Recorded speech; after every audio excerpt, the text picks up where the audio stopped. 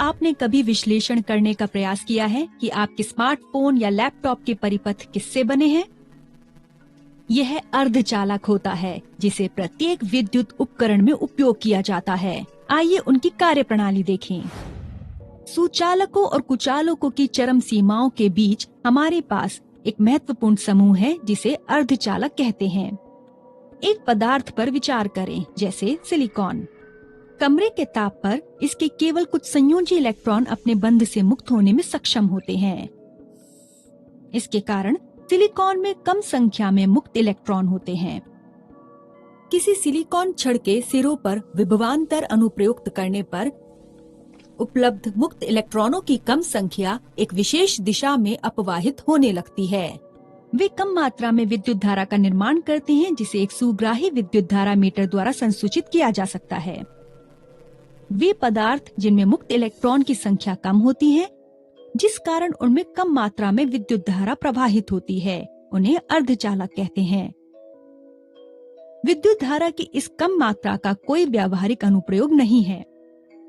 हालांकि इस पदार्थ में आर्सेनिक जैसी कुछ अशुद्धियों को मिलाने पर मुक्त इलेक्ट्रॉनों की संख्या में लगभग 10⁻22 इलेक्ट्रॉन्स पर मीटर क्यूब तक की वृद्धि होती है।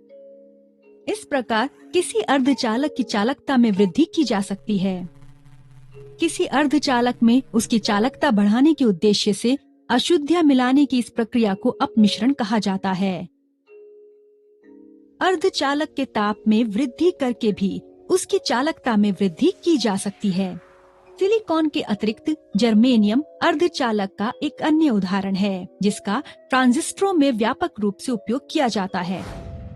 सारांश: हमने देखा है कि उच्च संख्या में मुक्त इलेक्ट्रॉनों की उपस्थिति किसी पदार्थ को एक सुचालक बना देती है, जबकि कुछ पदार्थों में मुक्त इलेक्ट्रॉनों की अल्प संख्या केवल धारा का अल्पचालन करती है।